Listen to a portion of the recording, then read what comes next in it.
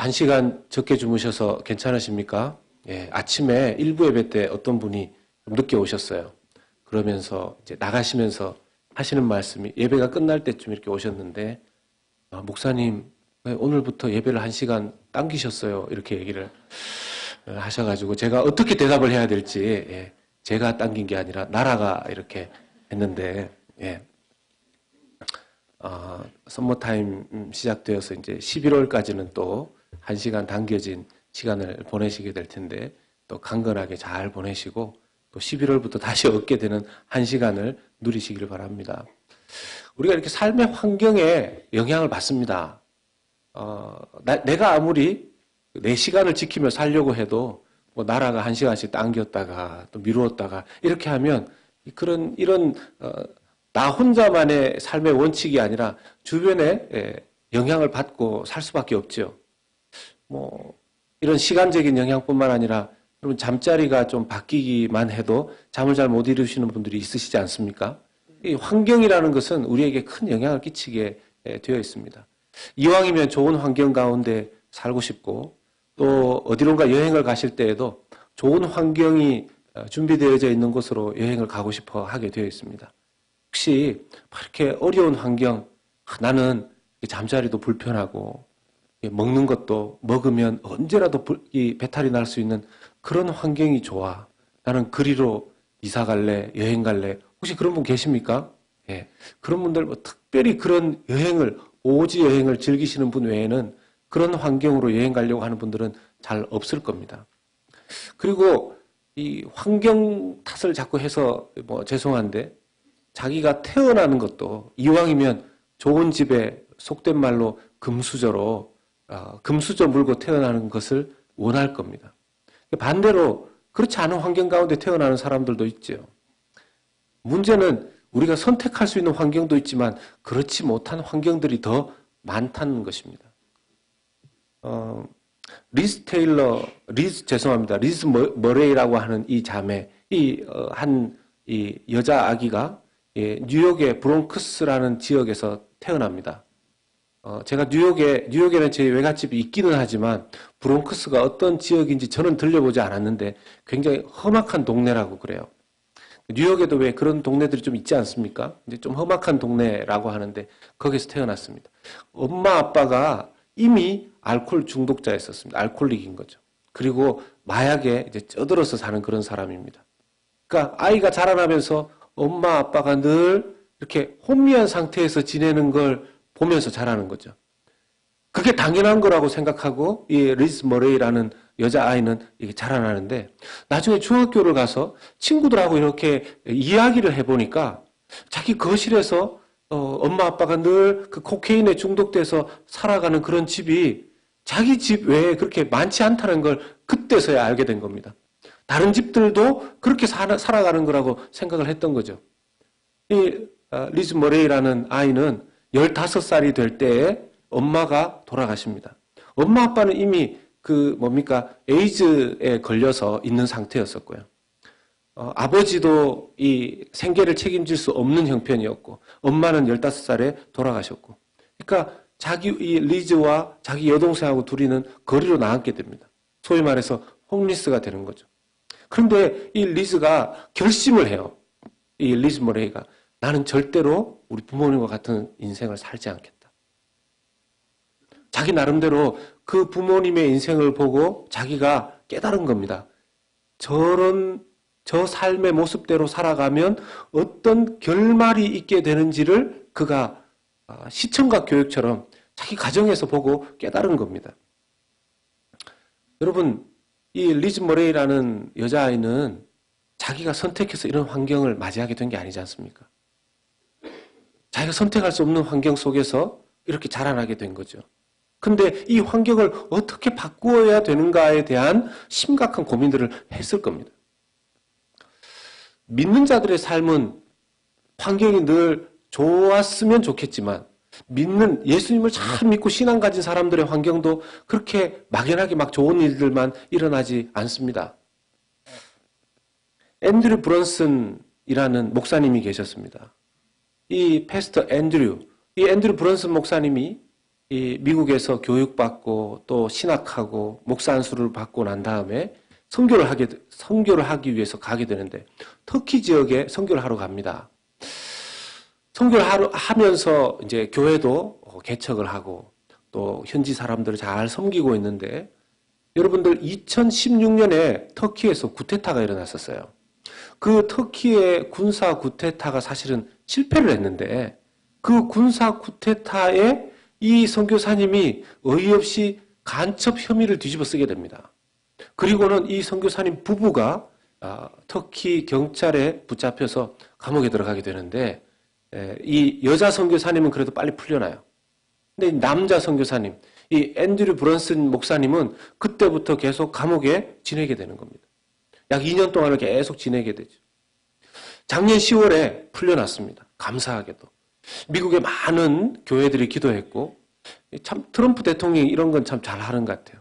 기독교인들 특히 자기 나라의 이익을 위해서 애를 많이 쓰고 풀려났는데 이 브런슨 목사님이 2년 동안 감옥에 있으면서 정말 힘든 시간을 겪습니다. 감옥에 있는 자체도 힘든 시간이지만 여러분 우리가 스스로 생각할 때는 그렇지 않습니까? 하나님께서 하나님의 일을 하다가 감옥에 들어갔다. 하나님께서 하나님의 일을 하다가 몸이 아팠다. 하나님의 일을 하다가 외로운 상황에 들어갔다. 그러면 하나님이 돌보아 주시겠지. 하나님이 그래도 함께 하신다라는 그런 은혜를 주시겠지. 우리 일반적으로 그런 생각하지 않습니까? 근데 문제는 이 목사님이 2년 동안 감옥에 가 있는 동안 이제 풀려나서 그분이 이런 간증을 하시는 거예요. 보통은 제가 감옥에 들어갔는데 너무 차가웠고 노트 한 장, 볼펜 하나, 성경책도 들여주지 않는 이런 상황 속에서 늘 하나님이 함께 하시다는 그 은혜가 2년 동안 저를 지키게 했습니다. 이렇게 고백을 해야 되는데, 이런 간증을 해야 되는데 영 다른 간증을 하시는 겁니다. 자기가 감옥 안에 있으면서 너무너무 마음 아프게도 하나님의 임재를 누스했다는 거예요. 하나님의 임재에 대한 것이 자기에게서 잃어버렸다라는 겁니다. 회복되지 않더래요. 하나님을 계속 생각하는데. 하나님이 나와 함께 계시다는 그 사실이 자기에게 느껴지지 않더랍니다. 약 2년의 시간 동안 하나님 나를 버린 건지 하나님 나와 함께 하시지 않는 것인지 수많은 유혹과 부정적인 생각들이 자기에게 밀려왔다는 것입니다. 그럼 얼마나 괴로웠겠습니까? 우리는 우리의 주변의 환경을 보면서 우리 스스로 고민합니다. 환경이 막 바뀌면, 좋은 환경이 주어지면 은혜롭다고 생각하고 나쁜 환경이 주어지면 고민합니다. 하나님 나와 함께 하시지 않는 것인가? 최소한 아무리 나쁜 어려운 환경 속에서도 하나님께서 어떤 사람들은 막 하나님의 음성이 들렸다 그러고 어떤 사람들은 감옥에서 기도하는데 너무 추운 감옥인데 막 뜨거운 불이 자기의 몸에 붙는 그런 환상을 경험했다고 하는데 나는 환경도 어렵고 상황도 어려운데 내 마음에 하나님도 잘 느껴지지 않는데 어떻게 된 일인가? 이게 2년의 시간을 앤드류 브런슨 목사님이 지내면서 고민하고 어려워했던 그런 부분들이었습니다. 하나님 잘 믿어도 이런 일이 있을 수 있는 겁니까? 하나님께 선택된 사람, 이스라엘 백성들. 그 이스라엘 백성 중에서도 또 선택된 사람들. 여러분 성경의 이야기들을 보면 그렇지 않습니까? 이 앤드류 목사님이 고민했던 것도 이런 거죠. 이전 솔로몬이 하나님 앞에 막 예배를 드리고 그럴 때는 자기 성경을 읽어보니까 하나님의 그 임재의 구름이 확 뒤덮여가지고 와 예배 드리는데 하나님께서 이곳에 함께 하시는구나 하는 게 온 성전에 느껴졌다는 것입니다. 여러분 한번 생각해 보십시오. 오늘 우리가 지금 예배를 드리고 있는데 이 예배 현장에 하얀 구름이 불나서 난 구름이 아니고 연기가 이렇게 오면서 자기를 이렇게 감싸고 있는 듯한 그런 경험들을 한다고 하면 생각해 보십시오. 그리고 가만히 있는데도 막 눈물이 날 정도로 하나님께서 나와 함께 계시다는 것이 막 느껴지고 우리의 귀에 누군가가 자꾸 이렇게 말하는 것입니다. 사랑하는 딸아, 내가 너와 함께 있다. 내가 너를 사랑한다. 막 이런 영적인 체험이 3D, 4D로 막 우리에게 느껴진다면 얼마나 예배가 은혜롭겠습니까? 설교하지 않아도 다 은혜 받고 이제 예배를 끝내고 나갈 것입니다. 그런 일들이 솔로몬 시대 때 솔로몬이 예배 드릴 때 있었다라는 것이죠. 성경에 수많은 사람들이 하나님의 임재를 하나님 만나는 역사들을 경험했다는 것입니다. 그런데 왜 나는 감옥에 있는데도 아무것도 느껴지지도 아무것도 경험되지도 아무것도 체험되어지지도 않느냐 하는 것이 그 목사님의 고민이었다라는 것이죠. 우리는 이런 생각들을 많이 합니다. 성경에 나와 있는 성경의 인물들이 마치 단순간에 믿음의 자리로 막 올라간 것처럼 그런 생각들을 많이 합니다. 그런데요, 성경에 단순히 몇 줄밖에 안 되는 내용이라 할지라도 그 몇 줄의 내용이 그 사람 개인의 인생에게 있어서는 10년, 20년, 30년, 40년, 50년, 60년 평생을 걸쳐서 그러한 믿음의 자리까지 올라가게 되었다라는 사실을 우리가 많이 놓칩니다. 믿음의 인물 가운데 오늘 우리가 함께 읽은 요셉이라는 사람, 하나님이 사랑해서 야곱의 막내 아들로 태어나게 했습니다. 하나님께서 막내 아들로 주신 이 요셉, 야곱 아버지는 너무너무 사랑해서 옷도 제일 좋은 것을 입히고 또 뭐 먹을 것도 가장 좋은 것을 주었을 겁니다. 그런데 형들은 이 요셉을 너무너무 미워했죠. 아버지가 막내 아들만 사랑하는 것 같으니까. 그리고 요셉이 꾼 꿈도 한 몫을 합니다. 너무 귀한 꿈을 꾸었는데 이 형들은 그 꿈 얘기를 들으면 더 기분이 나쁜 거예요. 어느 정도로 미워했냐 하면 죽이고 싶을 정도로 미워했습니다. 나중에 그런 상황이 왔을 때 형들이 모여서 양을 치고 일하고 있었는데 이 동생 요셉이 오는 것을 보고 죽이자 이렇게 말합니다. 근데 구사일생으로 거기에 마침 마른 구덩이가 있어서 그 구덩이에다가 자기 동생을 던져놓죠. 던져놓고 나서 그들이 생각했던 건 이제 뭐 굶어 죽이든지 아니면 어떻게 죽이든지 죽든지 말든지 상관없다 하고 이런 상황에 구사일생으로 지나가던 이스마엘 사람들, 미디안 상인들, 그 사람들은 노예 상인들이었습니다. 그때 당시에 아시아 지역, 아프리카 지역에서 노예들을 데리고 와서 그때 최대 강국이었었던 이집트의 그 노예를 파는 그런 사람들이었습니다. 노예를 파는 한 사람당 노예 파는 대금이 얼마냐 하면 약 은 20세겔이었어요. 오늘 말씀해 보면 이 미디안 상인들이 이스마엘 상인들이 마침 지나갈 때 이 요셉을 파는 쪽으로 형제들이 결정합니다. 얼마를 받고 팔까요? 노예 값에 해당되는 딱 20세겔. 은 20을 팔고 은 20에 자기 동생을 인신매매처럼 노예로 팝니다. 아버지의 사랑을 받고 자라던 이 요셉이 어느 날 구덩이에 들어간 것도 어이가 없고 이해도 안 되는데 거기에서 끌어올려줘서 형들이 잠깐 나를 미워했지만 나를 구해주나 보다 생각했는데 갑자기 노예 신세가 돼서 이집트로 팔려갑니다. 이집트로 팔려가서 보디발이라는 이집트 왕의 경호대장의 집에 노예로 들어가게 되는데 요셉이 참 보면 이 감사한 이 성품이 어느 환경이든지 들어가면 열심히 일하는 사람이었던 것 같아요. 하나님도 함께 하셨지만 하나님 함께 하시면서 열심히 일을 하니까 그곳에서도 노예로서 인정을 받습니다. 그런데 요셉이 팔려갈 때 그 나이가 한 17세쯤 됐는데 열심히 일하는 청년 그리고 요셉의 외모도 좀 좋았었던 것 같아요. 그러니까 이 엉뚱한 유혹이 오죠. 보디발이라는 경호대장의 이 와이프가 요셉을 유혹합니다. 요셉은 참 신실한 청년이었었던 것 같습니다. 하나님 잘 믿었던. 그 나이에 그렇게 하나님 잘 믿기가 쉽지 않은데요. 17살에 하나님을 그렇게 잘 믿을 수 있었을까? 이런 그 보디발의 아내의 유혹에 대해서 요셉이 이렇게 반응합니다. 창세기 39장 9절 10절 말씀에 이 집에는 나보다 큰 이가 없으며 주인이 아무것도 내게 금하지 아니하였어도 금한 것은 당신뿐이니 당신은 그의 아내임이라. 그런즉 내가 어찌 이 큰 악을 행하여 하나님께 죄를 지으리이까. 그런데도 10절의 말씀에 보면 여인이 이렇게 말을 했음에도 불구하고 날마다 요셉에게 요청합니다.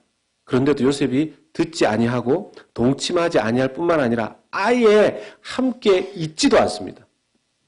아예 함께 가까이 하지도 않습니다. 이 정도로 자기 신앙을 잘 지켰으면 이 보디발의 아내가 참 신앙 좋은 훌륭한 청년이다. 그래서 남편에게 상을 주고 이렇게 추천을 해야 되는데 이 보디발의 아내가 이 요셉과 함께 동침해 보겠다고 막 그러다가 실갱이 하다가 옷만 벗겨진 채로 요셉이 도망가고 그걸 가지고 억울한 누명을 씌웁니다. 그래서 또다시 이 요셉은 어려운 환경에 또 들어가게 되죠. 창세기 39장 20절에 이에 요셉의 주인이 그를 잡아 옥에 가두니 그 옥은 왕의 죄수를 가두는 곳이라. 네, 요셉이 또 옥에 갇힙니다. 왕의 죄수가 갇히는 곳이 어디입니까? 여러분, 이 감옥도 여러 가지 종류가 있는데 그 중에서도 사회 범죄자들이 있는데 이 국가 반역죄, 이 국가 원수를 반역하려고 했었던 그런 죄는 정치범 수용소에 가장 어려운 곳으로 들어갑니다. 이런 데는 사람 갈 데가 못 된다고 이야기를 하죠. 거기에 이 젊은 요셉이 들어가게 되는 거죠. 고생 얼마나 했겠습니까? 거기에서도 요셉은 하나님 은혜도 있고 또 자기가 열심히 지냅니다. 거기에서 만난 정치범으로 들어온 사람 중에 한 사람에게 요셉이 자기에게 있었던 은사 중에 하나가 꿈을 잘 해석하는 것이었는데 그 꿈을 잘 해석해 줌으로 말미암아 이 사람이 곧 풀려나게 될 것이고 풀려나는 그 정치범 중에 그 사람이 내가 당신에게 은혜를 갚겠다. 내가 나가게 되면 요셉 당신을 내가 기억하겠다. 이렇게 이야기를 합니다. 한 줄기 빛과 소망을 보는 거죠. 그런데 그 사람이 막상 나가고 나서 잊어버렸습니다. 2년 동안이나 기억하지 못합니다. 그럼 우여곡절 끝에 나중에 요셉은 이집트의 총리가 되죠. 왕 다음으로 높은 실권자가 됩니다. 요셉이 팔려간 그 시점으로부터 요셉이 그 감옥에서 풀려나서 총리가 될 때까지 얼마의 시간이 걸린지 아십니까? 약 22년 정도의 시간이 걸립니다. 우리가 보는 요셉은 아버지의 사랑을 받다가 형들의 미움을 받아서 노예로 팔려갔다가 총리 대신이 되었더라. 성경을 따져보면요. 몇 페이지 안 됩니다. 몇 장 안 됩니다. 그런데 시간상으로는 얼마 걸렸다고요? 22년이 걸렸다고. 22년 동안 이런 환경 속에 요셉이 살았다라는 것입니다. 요셉이 22년의 이런 인생을 살아가면서 하나님께서 주시는 절대적인 은혜와 감동과 눈물과 그 체험들을 얼마나 많이 했을까요? 생각보다 그렇게 많지 않습니다. 생각보다 그렇게 많지 않습니다. 여러분, 우리의 신앙생활을 해 나감에 있어서 우리의 믿음이 어느 정도인가에 따라서 우리가 우리의 환경을 뛰어넘는, 환경을 이기는 신앙인의 삶을 살 수도 있고 계속해서 나약한 채로 우리의 신앙생활이 흔들릴 때마다 흔들려지는, 누군가는 그렇게 얘기합니다. 흔들려 봐야 자기의 믿음의 깊이를 알 수가 있다. 흔들려 봐요. 전혀 그런 흔들림의 환경이 없을 때에는 자기의 믿음이 어디인지 모른다는 겁니다. 착각하기 쉬운 것이 내가 성경책을 몇 번 읽고 많이 알고 아는 그 정도를 가지고서 자기의 믿음의 수준을 잘못 잡아버리면 하나님께서 환경을 한번 흔들 수 있도록 허락하시면 자기의 믿음의 깊이와 수준이 어느 정도 되는지 알 수 있게 되더라는 것이죠. 요셉이 22년 동안, 약 22년, 23년 동안의 이 고통의 세월을 보내고 있을 때 또 한 사람도 고통 가운데 지냅니다. 누구였을까요? 요셉을 잃어버린 아버지죠.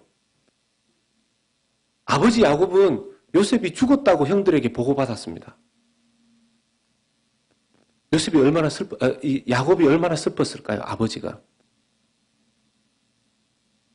자녀를 먼저 떠나보낸 부모의 심정은 세상 어떤 슬픔과도 비교할 수 없을 겁니다. 야곱이 이렇게 고백합니다. 창세기 37장 35절에 그의 모든 자녀가 위로하되 그가 그 위로를 받지 아니하여 이르되 내가 슬퍼하며 수월로 내려가 아들에게로 가리라 하고 그의 아버지가 그를 위하여 울었더라. 여기 수월은 죽음을 말하는 겁니다. 죽음의 자리.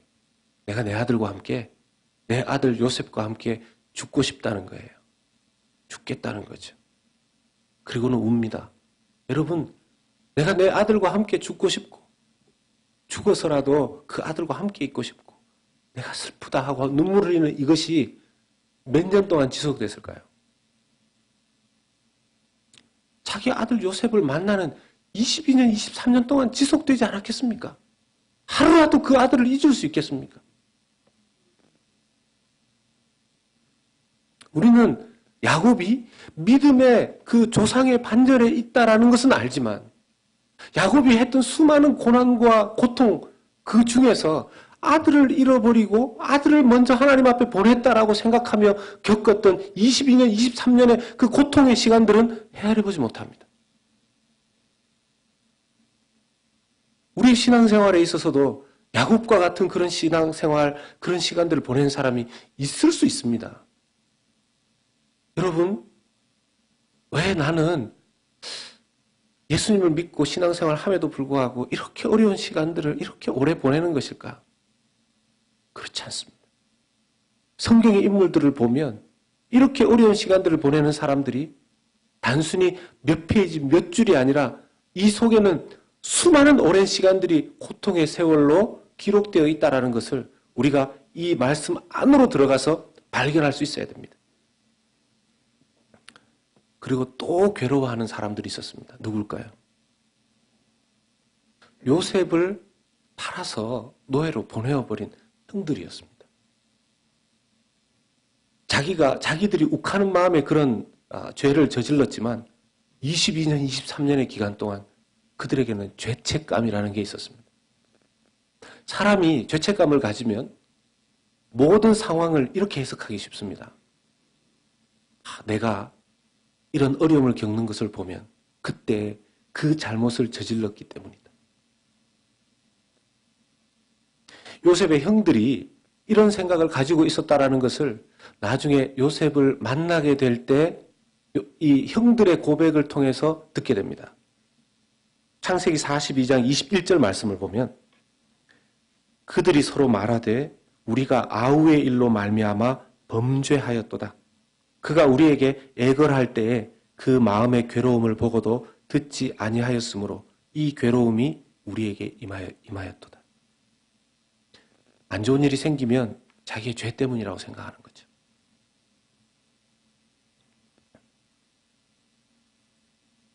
우리는 다 하나님 믿는 사람들입니다. 하나님을 믿음에도 불구하고 일어나는 일들은 우리가 단순히 문자적으로 성경을 보면서 이 사람들이 하나님을 믿고 형통하게 되어서 부자가 되고 하나님을 믿고 형통하게 되어서 기도의 응답을 받아서 높은 곳에 가게 되고 이런 정도의 신앙의 모습만을 보게 되면요, 우리의 믿음의 깊이는 깊은 곳으로 내려가기 어렵습니다. 말씀 더 안쪽에 이들의 믿음의 자리가 어떻게 이렇게 형성되었는지 깊이 들여다볼 필요가 있는 것이죠. 하나님은 우리의 환경을 통해서 하나님이 살아계시다는 사실을 우리에게 분명히 알려주기를 원하십니다. 우리는 우리의 믿음을 하나님 앞에 마음을 가지고 하나님을 믿는 믿음이 형성되게 되어 있는데요. 어려운 환경을 통해서 하나님을 믿는 믿음이 만들어지고 형성되고 준비되고 믿음으로 살 수 있는 사람들로 되어지도록 하나님께서 인도하시는 방편이 환경입니다. 그래서 착각하면 안 됩니다. 하나님을 잘 믿기 때문에 환경이 주어지는 것이 아니고 그 환경은 그렇게 될 수도 있지만 언제라도 대부분의 환경들은 우리의 믿음을 제대로 만들어주기 위한 하나님의 방편이 된다는 사실을 이해할 때 환경을 이길 수 있는 용기가 생기는 것입니다. 그래서 여러분 절대로 환경을 하나님이 내게 주시는 결과물로 받아들이면 안 됩니다. 만약에 그렇게 되면 리즈 머레이처럼 태어났는데 부모님이 그런 모습이다. 하나님이 자기 인생은 버린 것입니까? 앤드류 목사님처럼 선교를 하는데 어떤 선교사님은 선교하면서 그 주변에 부흥이 일어나서 10명, 100명, 1000명 이런 사람들이 하나님께 돌아오는데 나는 선교하다가 간첩 스파이 누명 쓰고 감옥에 들어가면 하나님은 나의 선교의 사역에 대해서 저주하시는 것입니까?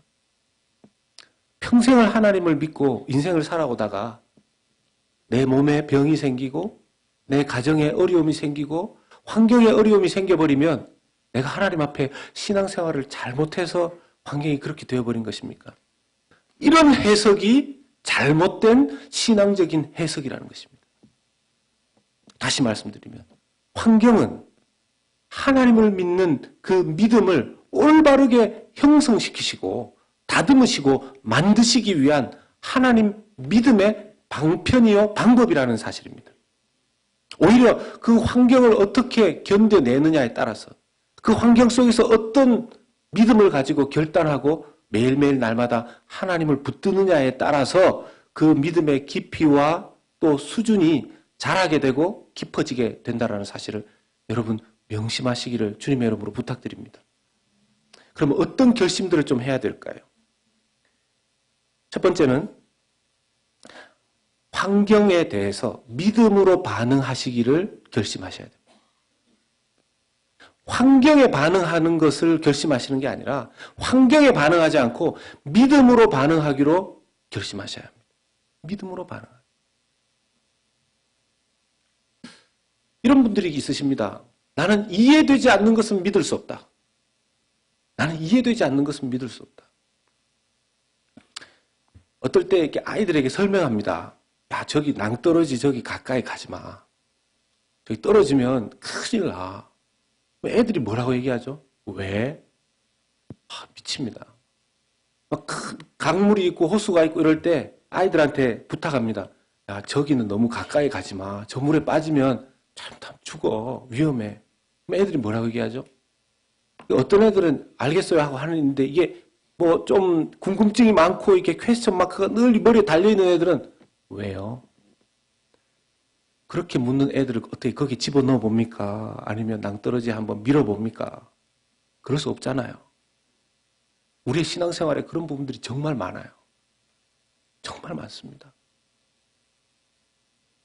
그래서 이 작가 필립 얀시는 이렇게 말합니다. 믿음이라는 것은 이해하기에 앞서서 미리 믿는 것이다. 다시요. 필립 얀시가 이렇게 얘기합니다. 이해하기에 앞서서 미리 믿는 것이 믿음이다. 이해가 다 되어져서 믿는 것은 믿음이 아니라는 거예요. 이해하기에 앞서서 믿는 것이 믿음이라는 겁니다. 그래서 이해하기에 앞서서 믿어보면 그 믿음이 나중에 자기를 이해시켜주는 때가 옵니다. 사랑하는 여러분, 이 믿음을 가지시기를 주의 이름으로 축복합니다. 이해하기에 앞서서 미리 믿고 그 믿음이 시간이 지나면서 자기를 이해시켜주는 앞서서 말씀드렸던 앤드류 브런슨 박사님, 목사님 터키에서 풀려나서 그 어려운 시간을 보내고 그 어려운 시간에 우리 같으면 정말 그 우울한 시를 썼을 것 같아요. 죄송합니다. 우리라고 얘기해서 고치겠습니다. 저라면 정말 우울한 시를 썼을 거예요. 어찌하여 나를 버리시나이까. 또 이렇게 읽은 거는 있어서 엘리 엘리 라마 사박다니 이러면서 막 자기를 예수님처럼 여기면서. 근데 이분이 이런 시를 써요. 이런 글을 씁니다. 발음이 안 좋아도 용서하십시오. You are worthy, worthy of my all, my tears and pain I lift up as an offering. Teach me to share in the fellowship of your suffering. Lamb of God, you are worthy of my all. 그 어려운 상황 속에서 주님을 향하여 당신이 내 모든 것입니다. 당신이 내 모든 것입니다. 고백합니다. 지금 이 앤드류 브런슨 이 박사님의 간증이 많은 사람들의 마음에 울림을 주고 있습니다. 왜냐하면 대부분의 사람들이 간증할 때 어려웠던 고통의 부분들을 많이 축소시키고 회복된 결과적인 부분들을 더 많이 강조하는 경향들이 있거든요. 그리고 실제로도 이 앤드류 브런슨 목사님은 하나님의 임재를 잃어버린 상태에서 본인이 2년을 지냈다고 그렇게 말하거든요. 수많은 지식인들이 이 간증을 듣고 하나님 앞에 나의 믿음의 깊이가 어느 정도인가를 돌아보는 그런 영향들이, 그런 반응들이 지금 미국에 막 일어나고 있습니다. 날마다 매일매일 감옥에서 그는 결심했습니다. 환경을 바라보지 않고 내 느낌을 바라보지 않고 하나님 믿음으로 반응하기를 매일 그는 결심했던 것이죠.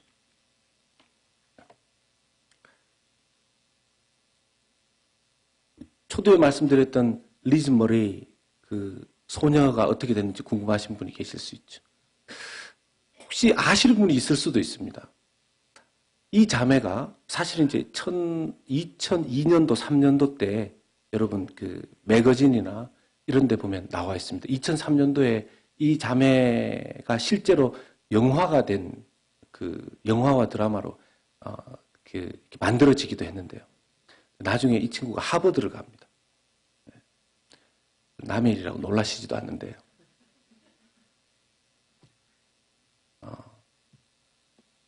엄마가 죽고 홈리스로 가서 자기는 어떤 과정을 보내면 어떤 결과가 이루어지는지를 이 자매가 본 거죠. 그래서 자기가 고칠 것을 마음먹습니다. 나는 다른 과정을 보내겠다고. 그래서 아르바이트를 하고요. 그리고 낮에 아침부터 오후 시간까지 계속 일을 하고 저녁 시간에 야간 학교를 다닙니다. 원래 받아들여지지 않는데 받아들여줬다 그래요.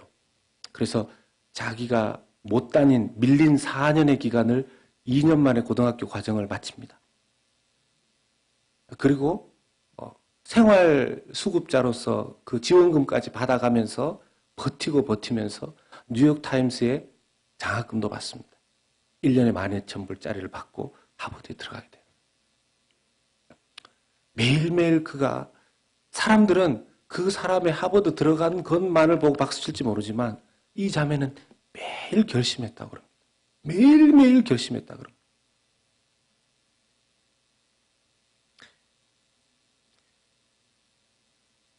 사랑하는 여러분들과 저의 결심도, 결단도 매일매일 하나님 앞에 이루어지기를 소원합니다.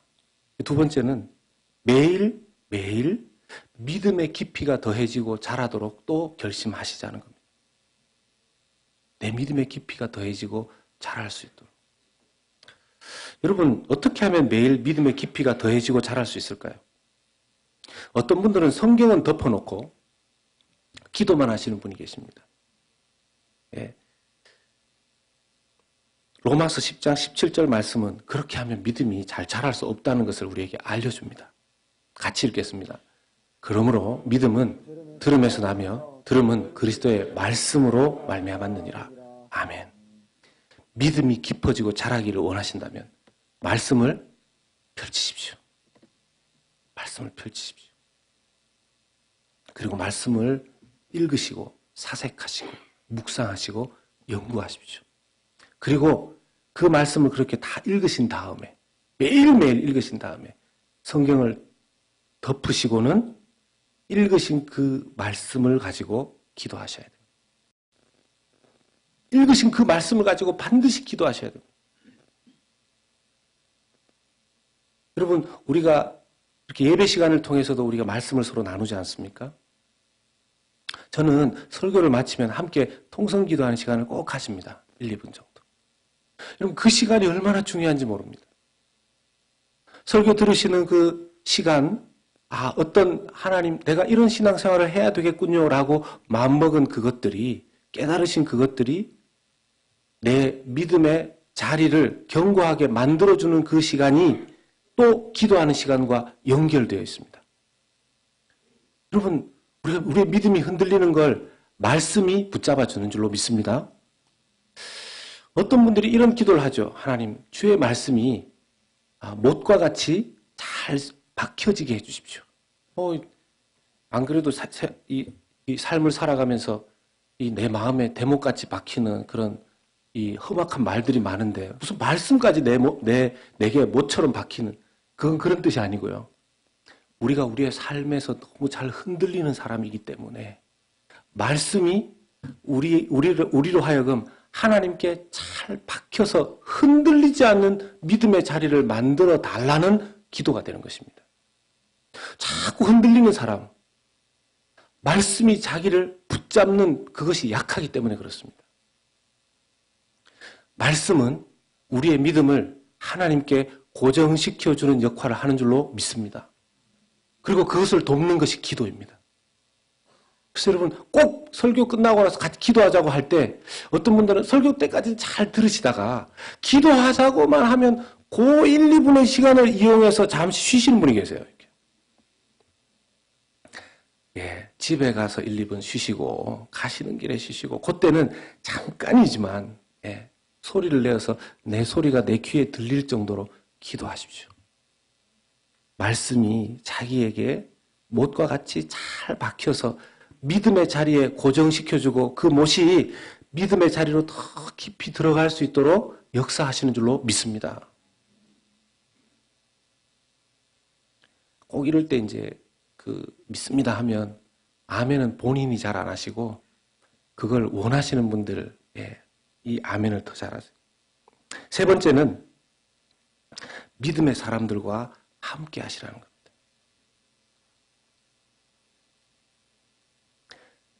이 시대가 이렇게 되니까 자꾸만 신앙생활을 혼자 하려고 하시는 분들이 계세요. 혼자 하면 편하죠.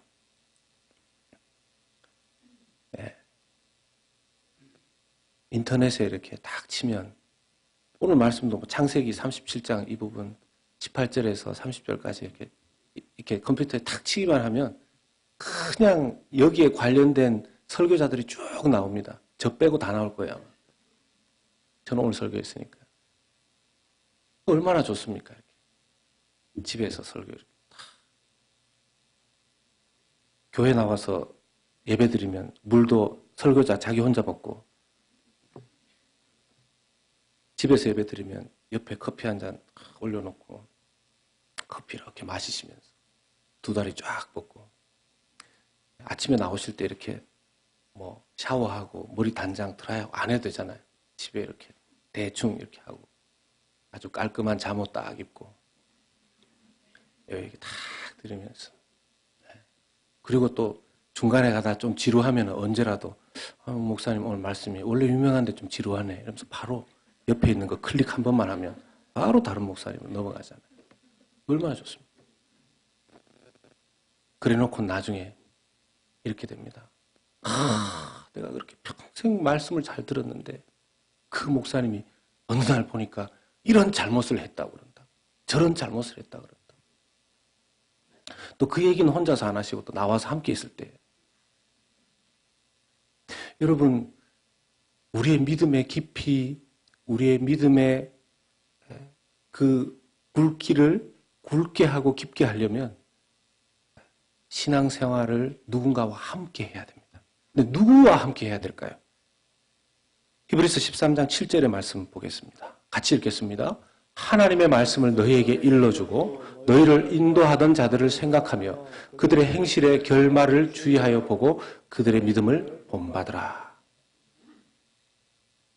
누구와 함께하고 누구의 믿음을 본받으라는 겁니까? 쉽게 얘기하면 정말 신중하고 조심해서 그들의 믿음을 본받으라는 얘기입니다. 더 쉽게 말하면 아무의 믿음이나 본받지 말라는 얘기도 돼요. 그러면 완벽하게 우리가 의심하지 않고 본받을 수 있는 분이 계십니다. 늘 생각하고 생각해도 이분은 틀림이 없는 분이 있어요. 히브리서 3장 1절의 말씀입니다. 같이 읽겠습니다.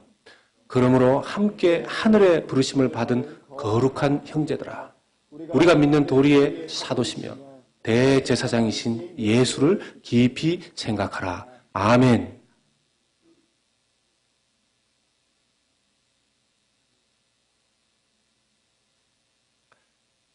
우리 환경은 끊임없이 바뀝니다.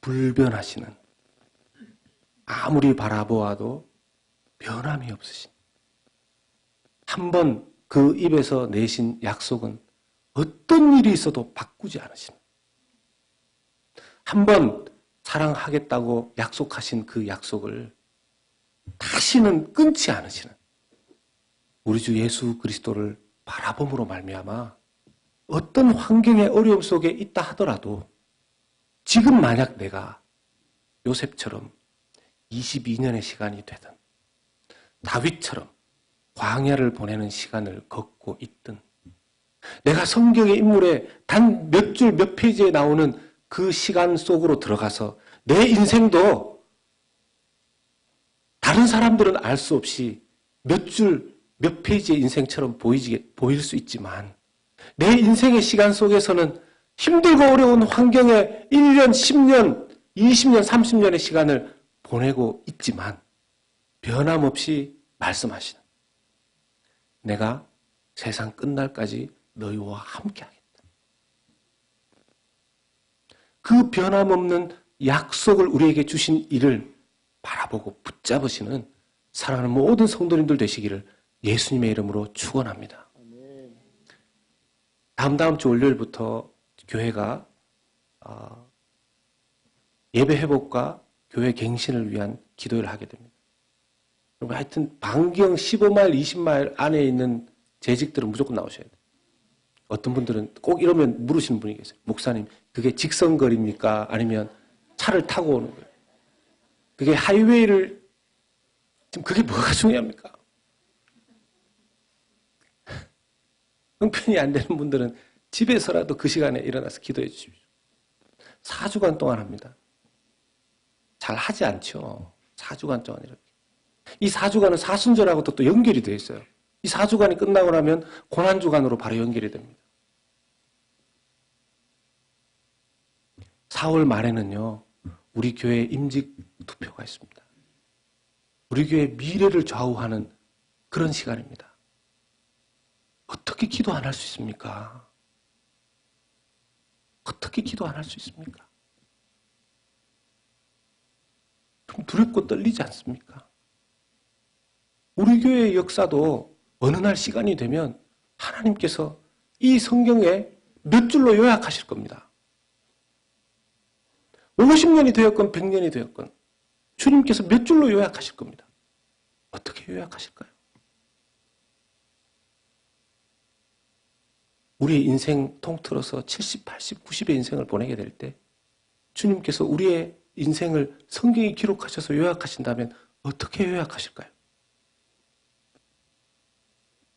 환경에 좌우되지 말고 그리스도를 신실하게 따라가시는 귀하고 복된 우리 연합의 모든 가족들 다 되시기를 예수님의 이름으로 부탁드리고 축복합니다. 우리 같이 기도하십시다.